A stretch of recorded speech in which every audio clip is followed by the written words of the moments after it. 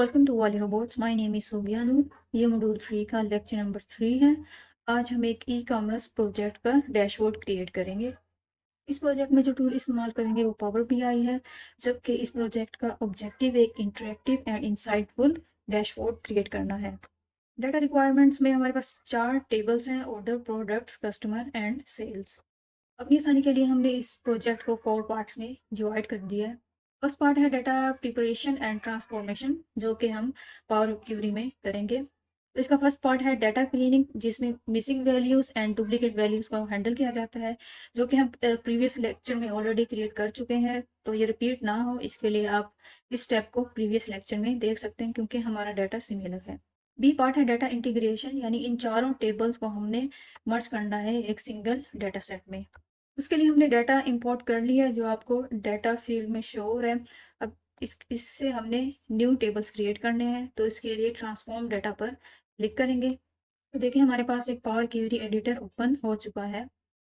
सबसे पहले हम ऑर्डर एंड प्रोडक्ट के टेबल को मर्ज करेंगे उनके कॉमन कॉलम के एतबार से, जो कि यहाँ पर प्रोडक्ट आईडी है, दोनों टेबल्स में मौजूद है। तो इस तरह जो न्यू टेबल क्रिएट होगा वो ऑर्डर प्रोडक्ट टेबल कहलाएगा। तो यहाँ देखें हमने ऑर्डर के टेबल को सिलेक्ट कर लिया है। अपने रिबन में मर्ज क्यूरी को हम फाइंड करेंगे। तो यहाँ देखें कंबाइन के ऑप्शन में हमें मर्ज क्यूरी का ऑप्शन शो हुआ है। अभी हमसे पूछ रहा है कि जो टेबल आप मर्ज करना चाहते हैं, ऑर्डर के टेबल में ही हम इसको मर्ज कर दें या इसको as a new table create करें। तो हम न्यू टेबल क्रिएट करना चाह रहे हैं, आपकी आसानी के लिए, आपको समझाने के लिए। तो ये मर्ज क्यूरी जो अपीयर हुई है, यहाँ से हमने अपना सेकेंड टेबल जो कि प्रोडक्ट का है उसे सिलेक्ट करना है। दोनों में जो कॉमन कॉलम है उन्हें सिलेक्ट करना है, जो कि प्रोडक्ट आईडी है। यहाँ पे देखें वो क्लाइंट पूछ रहा है हमने कौन सी सिलेक्ट करनी है, तो हमने वही सिलेक्ट करनी है जिसमें हमारी जो रोज हैं वो वेस्ट ना हो। ओके पे क्लिक करेंगे तो देखें न्यू टेबल हमारे पास मौजूद है। सबसे पहले इसका नेम चेंज करते हैं, ऑर्डर प्रोडक्ट। तो लेफ्ट में देखें लास्ट कॉलम में हमें प्रोडक्ट का टेबल शो हो रहा है, इस पर क्लिक करेंगे। तो यहाँ ये हमसे पूछ रहा है कि आप क्या सारे कॉलम्स को सिलेक्ट करना चाहेंगे प्रोडक्ट से। तो हम प्रोडक्ट आईडी को हम सिलेक्ट नहीं करना चाहेंगे, क्योंकि ये ऑलरेडी हमारे ऑर्डर के टेबल में मौजूद है। तो 2 टाइम्स हम इसको शो नहीं करना चाहेंगे, तो इसको यहाँ से अनचेक कर देंगे। सिमिलरली अपनी रिक्वायरमेंट्स के मुताबिक अगर हमें कम कॉलम्स की ज़रूरत होगी तो हम कम भी सिलेक्ट कर सकते हैं। तो ये देखिए इसने प्रोडक्ट के जो कॉलम हमने सिलेक्ट किए वो हमें यहाँ शो कर दिए। बी पार्ट में अब हमने इस न्यू टेबल को सेल्स के साथ मर्ज करना है। उसके लिए common column transaction ID and order ID ये सेम है, इनके नेम का डिफरेंस है। तो न्यू हमारे पास एक टेबल क्रिएट होगा product, order product and sale का। हमने ऑर्डर प्रोडक्ट का टेबल सिलेक्ट किया, merge as new queries. Similarly sale का हमने टेबल सिलेक्ट किया और कॉमन कॉलम को सिलेक्ट किया एंड ओके पे क्लिक कर दिया। इस न्यू टेबल को नाम हमने दिया है ऑर्डर प्रोडक्ट एंड सेल। इसमें भी हम सिमिलर स्टेप फॉलो करेंगे। अभी हम चाहते हैं कि हमारे सारे जो कॉलम्स हैं वो सिलेक्ट हों, तो इस पर ओके कर देंगे। तो ये हमें सारे कॉलम सेल के शो कर रहा है। लास्ट है इस न्यू टेबल में हम कस्टमर के टेबल को ऐड कर देंगे with the help of customer ID. तो न्यू जो टेबल बनेगा वो होगा order product sale and customer table. इस न्यू टेबल को हमने सिलेक्ट किया, मर्ज क्वेरीज एज न्यू। यहाँ से कस्टमर के टेबल को सिलेक्ट किया, कस्टमर आईडी को सिलेक्ट किया एंड ओके को। सिमिलरली इसका name order product sale and customer. तो नाम से ही जाहिर है कि इसमें हमने 4 टेबल्स को या 4 फाइल्स को मर्ज किया है। इसमें हम चाहेंगे कि कस्टमर आईडी का कॉलम रिपीट ना हो, इसलिए उसे अनचेक कर दिया। तो ये हमारा सिंगल डाटा सेट तैयार हो चुका है। हमने इसको रीनेम कर दिया डाटा सेट से, क्योंकि अब ये हमारा फाइनल टेबल है। लेकिन अगर आप प्रीवियस टेबल्स को समझना चाहें, उनके ऊपर क्वेरीज परफॉर्म करना चाहें, तो मैंने वो भी आपको मर्ज करके शो किया है। सी पार्ट है कैलकुलेटेड कॉलम्स। तो हम इसमें अपने प्रोजेक्ट के एतबार से कुछ न्यू कॉलम्स को ऐड करेंगे, जो कि एग्जिस्टिंग कॉलम पर ही डिपेंड करेंगे। जैसे कि प्रॉफिट का हमें कॉलम क्रिएट करते हैं, तो इसके लिए ऐड कॉलम पर क्लिक करेंगे, कस्टम कॉलम, इसको नेम हमने दिया प्रॉफिट। इसमें इंसर्ट करेंगे रेवेन्यू, प्राइस को ऐड करेंगे प्लस टैक्स। तो जो भी आपकी कैलकुलेशन होगी आप इस वाइट बॉक्स में पुट करेंगे और इसको ओके कर देते हैं। हमारे पास देखें एक प्रॉफिट का न्यू कॉलम ऐड हो चुका है। सिमिलरली हम profit margin and discount impact के कॉलम क्रिएट कर लेंगे। डी पार्ट में हम एक और कंडीशनल कॉलम क्रिएट करेंगे, प्रोडक्ट पॉपुलैरिटी। उसके लिए कंडीशनल कॉलम पे क्लिक करेंगे। यहाँ हमने कॉलम का नेम लिखा और अब हम कंडीशन अप्लाई करना चाहते हैं क्वांटिटी के कॉलम पे। अगर क्वांटिटी का column greater than is equal to 5 हो तो हम इसे बोलेंगे 5। अदरवाइज इस प्रोडक्ट की जो पॉपुलैरिटी है वो लो होनी चाहिए, तो ओके पे क्लिक करेंगे। तो देखिए इसने उस कंडीशन की बिना पर एक न्यू टेबल क्रिएट कर दिया है और उसे हाई एंड लो में डिवाइड कर दिया है। अब हम सेकंड पार्ट एक्सप्लोर करेंगे, उसमें एनालिसिस बाय विजुअलाइजेशन करेंगे, यानी कि डैशबोर्ड क्रिएट करेंगे। जो सबसे पहला डैशबोर्ड है वो कस्टमर एनालिसिस है। इसमें हम टॉप 10 कस्टमर्स को फाइंड करेंगे जो सबसे ज़्यादा रेवेन्यू जनरेट कर रहे हैं, and revenue with customer segments के कौन से सेगमेंट्स ऐसे हैं जहाँ से रेवेन्यू ज़्यादा हमें जनरेट हो रहा है, और कस्टमर का परचेजिंग ट्रेंड देखेंगे। यहाँ पर देखें सबसे पहले हमने यहाँ से एक टेक्स्ट बॉक्स ले लिया, उसका फॉन्ट है 36 और हमने उसका कलर भी चेंज कर दिया। तो फर्स्ट हमने जो ग्राफ बनाया है वो टॉप 10 कस्टमर्स बाय रेवेन्यू के लिए बनाया है। उसके लिए हमने बार चार्ट लिया है। वाई एक्सिस पर हमने प्रोडक्ट कस्टमर का नेम एंड एक्स एक्सिस पर रेवेन्यू। तो ये चार्ट हमें क्लियरली बता रहा है कि हैरिस जो है वो हमारे टॉप कस्टमर है, जबकि मेल्टन 10th नंबर पर है। तो इनको लिमिट करने के लिए हमने फिल्टर अप्लाई किया है टॉप 10। तो अगर टॉप 5 भी लिखेंगे तो ये टॉप 5 हमें कस्टमर शो करेगा।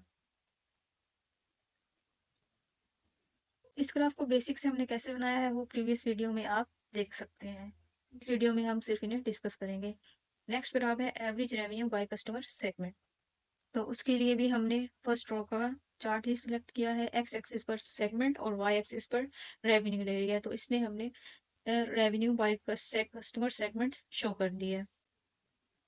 अब कस्टमर का परचेजिंग ट्रेंड देखने के लिए एक्स एक्सिस पर हमने कस्टमर और वाई एक्सिस पर प्रोडक्ट क्वांटिटी को सिलेक्ट किया है, जबकि इन कॉलम्स को हमने डिवाइड कर दिया है with respect to product name. तो एक्स एक्सिस पर देखें कस्टमर का नेम, जबकि वाई एक्सिस पर क्वांटिटी है प्रोडक्ट की, एंड लीजेंड्स में हमने प्रोडक्ट के नेम शो कर दिए हैं जो भी आपको ये कलर्स में शो हो रही हैं। तो ईच कलर या ईच लाइन हमें एक प्रोडक्ट रिप्रेजेंट कर रहा है। टूल टिप क्या करता है कि जब भी हम यहाँ पर पॉइंट करते हैं किसी भी बार पर तो हमें एक और बॉक्स शो होता है। तो ये टूल टिप का बॉक्स होता है जिसमें कुछ डाटा हमें शो करता है। तो आप जो भी डाटा किसी ग्राफ में इस टूल टिप में शो करना चाहें आप वो इस सेक्शन में ड्रॉप कर सकते हैं। तो रेचल को देखें तो उसने बहुत से प्रोडक्ट्स जो है वो परचेज किए हुए हैं और सबसे ज़्यादा क्वांटिटी में भी मैक्सिमम परचेज किए हुए हैं। तो इस तरह से हमें टॉप 5 अपने कस्टमर्स का डाटा शो हो रहा है कि वो कौन से प्रोडक्ट्स जो हैं वो ज़्यादा परचेज करते हैं। तो हम इन्हीं प्रोडक्ट्स पर ज़्यादा डिस्काउंट्स भी ऑफर कर सकते हैं। लास्टली हमने एक कार्ड लिया है और इसमें total number of customers show कर दिए हैं जो कि 50 हैं। सेकंड है प्रोडक्ट एनालिसिस। इसमें टॉप कैटेगरीज को देखेंगे और revenue by category over time, and ऐसे प्रोडक्ट्स को फाइंड आउट करेंगे जिनकी सेल्स लो है लेकिन डिस्काउंट्स उनके हाई है। तो इसके लिए प्रोडक्ट एनालिसिस का डैशबोर्ड है जिसमें पहले तो हमने टोटल प्रोडक्ट्स का कार्ड शो किया है। तो प्रोडक्ट्स कैटेगरीज को शो करने के लिए हमने डोनट चार्ट का इस्तेमाल किया है। लीजेंड्स में हमने कैटेगरी, जबकि वाई में हमने रेवेन्यू को शो किया है। तो ये हमें बता रहा है कि एक्सेसरीज की जो कैटेगरी है वहाँ पर सबसे ज़्यादा रेवेन्यू है, जबकि बुक्स की कैटेगरीज सबसे कम रेवेन्यू जनरेट कर रही है। तो लो सेल्स एंड हाई डिस्काउंट को शो करने के लिए हमने स्कैटर चार्ट का इस्तेमाल किया है। इसमें एक्स एक्सिस पर हमने सेल्स क्वांटिटी जो कि 0 से 150 के दरमियान शो हो रही है, एंड वाई एक्सिस पर हमने डिस्काउंट शो किया है जो कि वर्टिकली हमें शो हो रहा है। जबकि लीजेंड्स में हमने प्रोडक्ट नेम एंड साइज जो है वो डिपेंड करता है रेवेन्यू पे। तो स्क्रीन बबल को देखें, यहाँ पर इसका साइज सबसे ज़्यादा है यानी कि इसका रेवेन्यू सबसे ज़्यादा है, और इसकी क्वांटिटी जो है वो सबसे ज़्यादा सेल हुई है, जबकि डिस्काउंट जो है वो ऑलमोस्ट 50% प्रोवाइड किया गया था।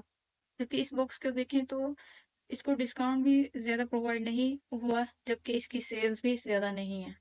ऑन दी अदर हैंड इस केयर प्रोडक्ट को देखें तो इसकी क्वांटिटी 41 सेल हुई है, जबकि डिस्काउंट इसको 67% प्रोवाइड किया गया था।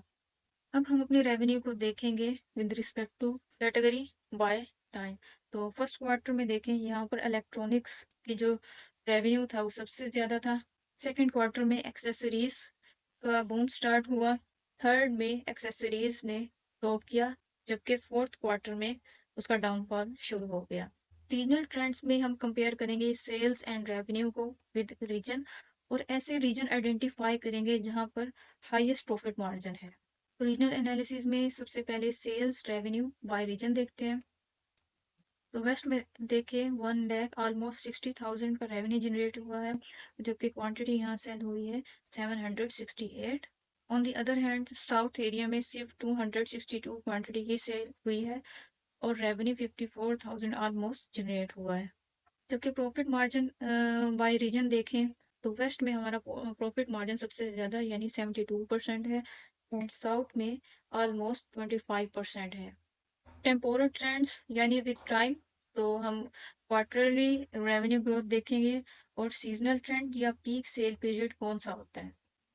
लाइन चार्ट सिंपली हमें शो कर रहा है कि जो हमारा थर्ड क्वार्टर होता है वो हमारा पीक एरिया या पीक टाइम होता है। और अगर हम अपने सेल्स रेवेन्यू को बाय मंथ देखें तो ये हमें ईच ईयर का हमें शो कर रहा है। 2023 में देखें जुलाई में क्या ट्रेंड था, जबकि 2024 में इसका ट्रेंड चेंज हुआ।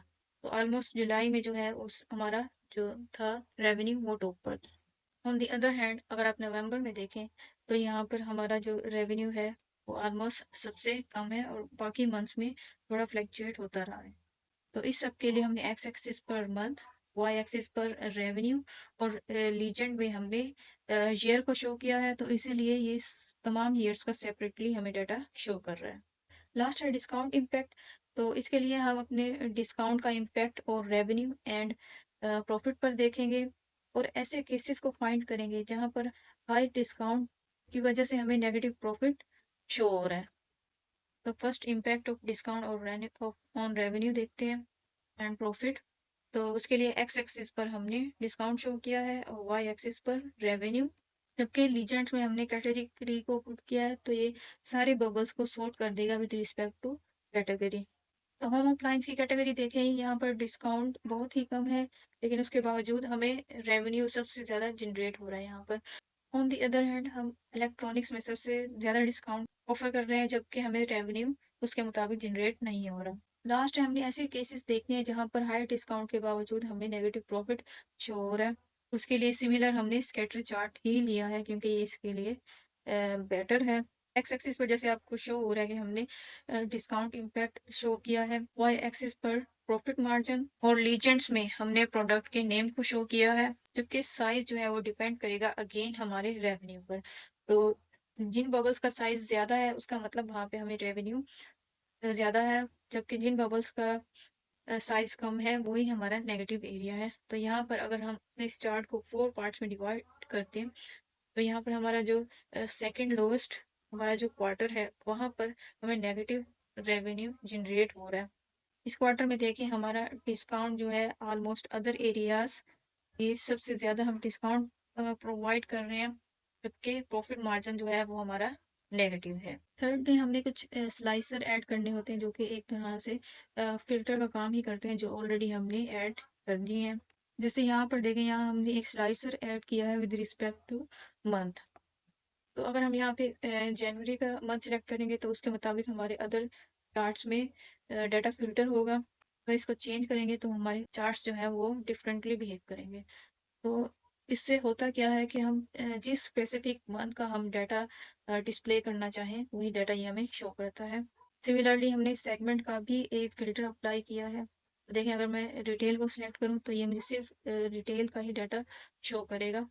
तो कैटेगरी में मैं सिर्फ बुक्स का डाटा शो करना चाहती हूँ, तो बुक्स को चेक करूंगी, ये सिर्फ मुझे बुक्स का डाटा ही शो कर रहा है। फाइंड आउट हुआ है कि बुक्स की वजह से हमारा नेगेटिव प्रॉफिट मार्जिन नहीं है, बुक्स हमेशा हमें प्रॉफिट पॉजिटिव ही प्रोवाइड करती है। सिमिलरली ये स्लाइसर हमने मजीद अपने डैशबोर्ड्स पर भी अप्लाई किए हैं।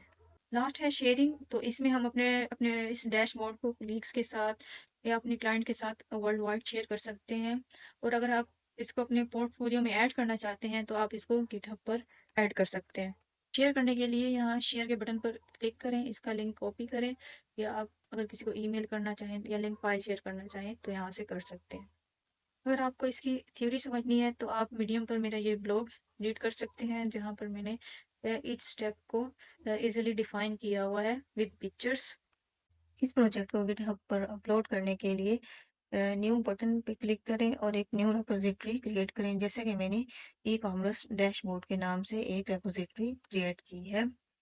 इसे ओपन करते हैं। तो यहाँ पर सबसे पहले देखिए मैंने एक रीडमी फाइल क्रिएट की है, जिसमें मैंने इस प्रोजेक्ट के हवाले से ओवरव्यू बताया हुआ है और कुछ इंस्ट्रक्शन भी लिखी हैं। लेकिन सबसे इम्पोर्टेंट यहाँ पर इस प्रोजेक्ट का स्ट्रक्चर है। यहाँ से क्लियरली शो हो रहा है कि किस फोल्डर में कौन सी फाइल मौजूद है।